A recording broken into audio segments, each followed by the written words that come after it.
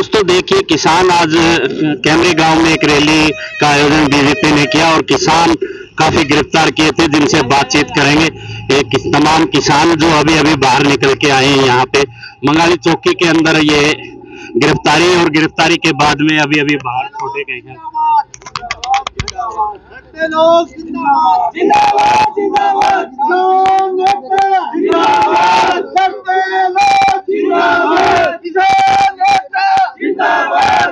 अभी बातचीत भी कर लेते हैं इनसे। हाँ जी, बताइए सर, क्या था मामला और गिरफ्तारियां जो की गई है? आज हमारे गांव के अंदर, नाम बता दीजिए पहले। मेरा नाम सत्यनारायण सारण, पूर्व सरपंच ग्राम पंचायत कैमरी। मैं आपके माध्यम से सभी दर्शकों को नमस्कार मेरी तरफ से।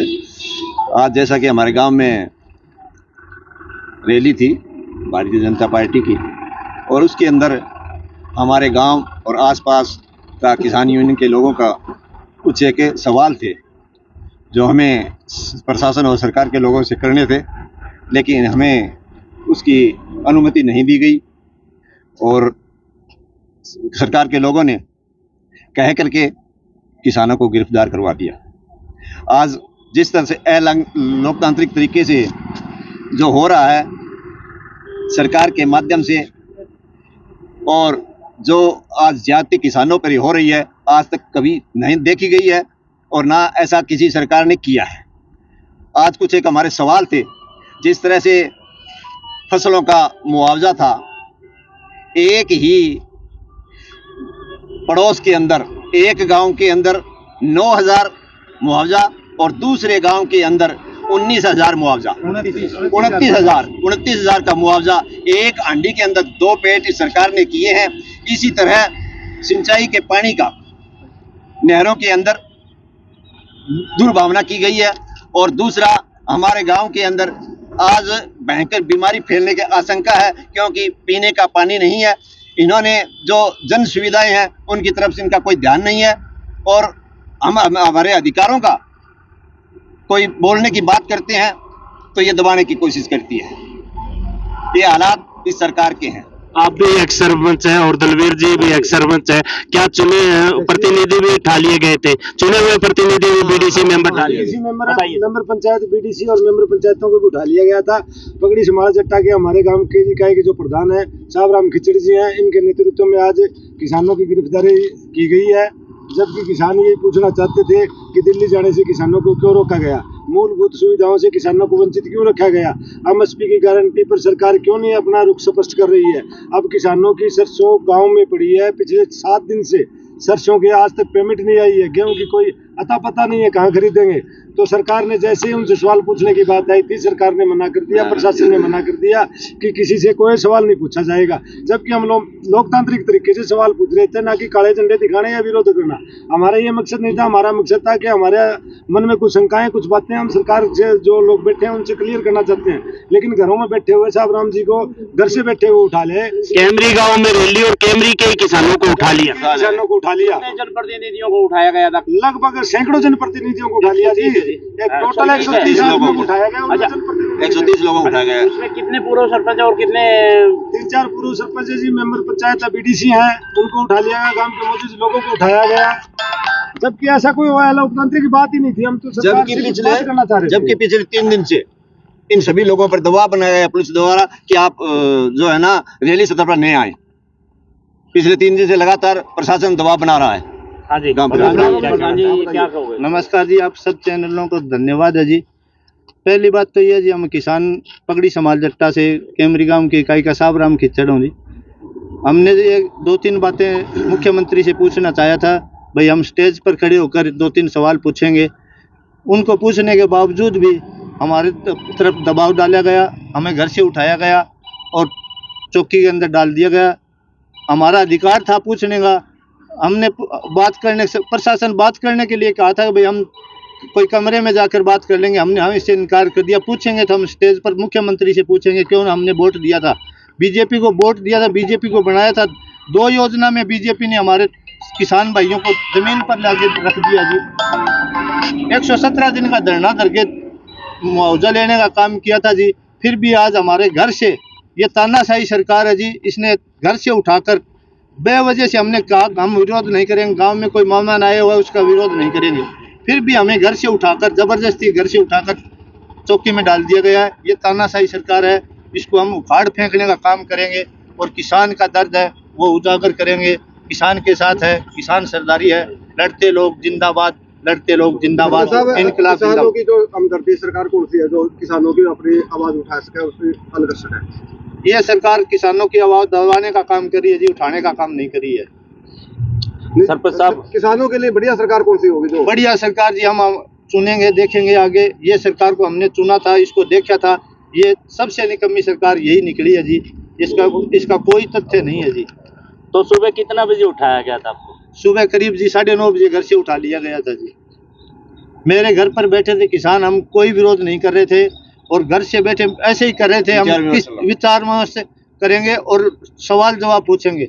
प्रशासन भी हमारे पास चला गया था, प्रशासन जाने के बावजूद भी उनको हम कह दिया हम खुले मंच पर बात करेंगे, किसी कमरे में दबाव से बात नहीं करेंगे।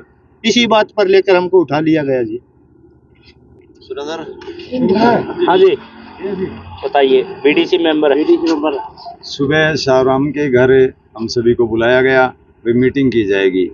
उसके बाद में बातचीत हुई, उसके बाद में सभी को उठा लिया गया वहाँ से। आपको भी? हाँ जी, मैं भी हूँ, सरपंच साहब भी है, सभी 2-3 मेंबर भी है, राधेश्याम मेंबर है। मौके के मेंबर? हाँ, मतलब गांव के चुने हुए प्रतिनिधि हैं। हाँ। आप अभी मौके के बीडीसी मौके मेंबर के हैं जी। और एक्स में बीडीसी मेंबर ये, और ये सर आपको मेंबर भी है। हम सबको वहीं एक ही जगह से गिरफ्तार कर लिया गया। पंचायत मेंबर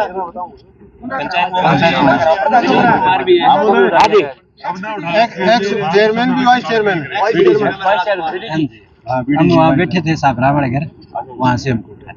तो क्या कहना चाहेंगे काजड़ा साहब के इस तरह से मान लो प्रतिनिधि एक्स प्रतिनिधि भी उसी गांव में रैली और उसी गांव के एक्स प्रतिनिधियों को उठा लिया जाए और मौजूदा बीडीसी और पंचायत मेंबर को उठा लिया जाए, कैसा? जनप्रतिनिधि को उठाना तो इसकी मानसिकता का पता लगता है कि बीजेपी जनप्रतिनिधियों को भी नहीं बोलने देती, वो भी अपनी आपकी आवाज नहीं उठा सकते। आज किसान क्या मांग रहे थे? एक्स जनप्रतिनिधि है, गांव के सरपंच है, मौजूदा सरपंच है, एक्स सरपंच, ये भी तो यही मांग उठा रहे थे कि हम प्रशासन से बात करेंगे। भाई हमारे किसानों को दिल्ली जाने से रोक दिया तो आप प्रश्न तो पूछ सकते हैं। 10 साल हो गए, खट्टर साहब आज किसानों की आप पूछने के लिए थोड़ा याद, आप वोट मांगने की अपील करने के लिए आए थे अपने कैंडिडेट के लिए, इनके प्रश्न तो नहीं पूछने आए ना। इसलिए किसानों ने ये कहना चाहा था कि आप हमारे प्रश्नों का उत्तर दे दीजिए, फिर आप कर लीजिए। इसको प्रशासन ने इनको उठा लिया। ये तो जातियाँ कर रही है, लोकतंत्र की हत्या कर रही है। तो क्या कहना चाहेंगे? अगला जो इतने लोगों को उठा लिया, ये बेवजह बता रहे हैं आप उठाया। पहले तो गांव में गैर कानूनी जगह इन्होंने रैली की थी जी, इससे गांव सारा खिलाफ है जी। इस रैली से सारा गांव खिलाफ हो गया। आपने देखा होगा, मंच भी देखा होगा, कुर्सियां भी खाली थी। इतने खट्टर साहब को बुला के, रणजीत चौटाला को बुला के, रणबीर गंगुआ को आपने देख लिया होगा कितनी कुर्सियां भरी थी। सब नरेगा पार्टी के जितने मजदूर किसान थे उनको ले जाके उनकी दिहाड़ी उन पर हाजिरी लगा के इन्होंने काम किया जी। डरी हुई सरकार है, इसको डर लग गया, ये किसान अब अपना हक मांगेंगे और अपने हक की लड़ाई लड़ेंगे। हाँ जी, मंजीत जी क्या कहना चाहिए? आज सरकार ने जो अपना डरपोक रवैया दिखाया है उसकी तो हम कड़े शब्दों में निंदा करते हैं। और सरकार तो आज इतनी डरी हुई है कि कोई मीडिया वाला साथी भी वहाँ जाने की कोशिश करता है तो पुलिस वाले उसको रोक लेते हैं।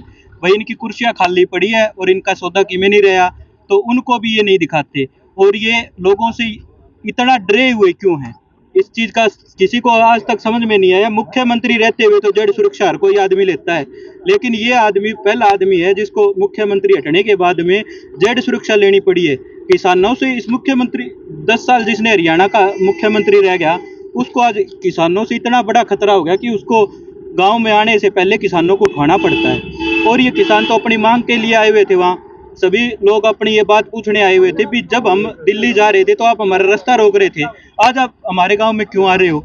और ये पूछ रहे हैं, इनकी एक मांग थी भाई एक गांव में तो आप 9,000 रुपये मुआवजा दे रहे हो, एक गांव में आप 19,000 रुपये दे रहे हो, तो उसी गांव से इतनी दूर में क्या वो फर्क पड़ गया कि वहाँ पे ज़्यादा नुकसान हो गया, वहाँ पे कम नुकसान हो गया? एक ही मुरबा नंबर में है। दूसरी बात, 2 भाग कर रखे हैं इन्होंने। जो पिछली टाइम जो बैंकों से केसीसी लिया हुआ था उसका लोगों ने वो प्रीमियम दिया हुआ था, लेकिन इन लोगों ने वो इसके साथ बीमा कंपनी के साथ मिलकर के वो लोगों का जो बीमा प्रीमियम है वो भी नहीं दिया, मुआवजा भी आज किसी किसान का नहीं डाल रहे हैं। अगर किसान इकट्ठे होके जाते हैं तो 4 किसानों का डाल देते हैं और बाकी को फिर छोड़ देते हैं। आज भी इस एरिया के अंदर लगभग 70 गाँवों का मुआवजा हमारे यहाँ पेंडिंग पड़ा हुआ है, और उसमें से कोई जाते हैं, किसान इकट्ठे होते हैं, 2 आदमियों का डालते हैं और फिर बंद कर देते हैं। तो इस सरकार से लोग जवाब मांग रहे हैं और आज इनके पास कोई जवाब नहीं है, इसीलिए किसानों को घर से उठा रहा है, किसी को खेत से उठा के ले आए, भाई कोई इनसे जवाब ना मांगे। तो अगर इनको रैली बाहर के लोगों की करनी थी तो अपने हिसार में कर लेते, गांव में आने की जरूरत ही नहीं है, इनको गांव में लोग घुसने ही नहीं देते। बीजेपी वाले कह रहे हैं भाई 400 पार अब की बार। लोग इनका जूत मारा, आप 400 पार की बात करो, 400 जूत तो मार सकते हैं अगर आज इन गाँव वालों को खुले छोड़ देते। काम करिए, अच्छी बात को नहीं है, मैं बताऊँ घर बैठे था ले बे मतलब 400 पार 400 पार कोई लेना हो है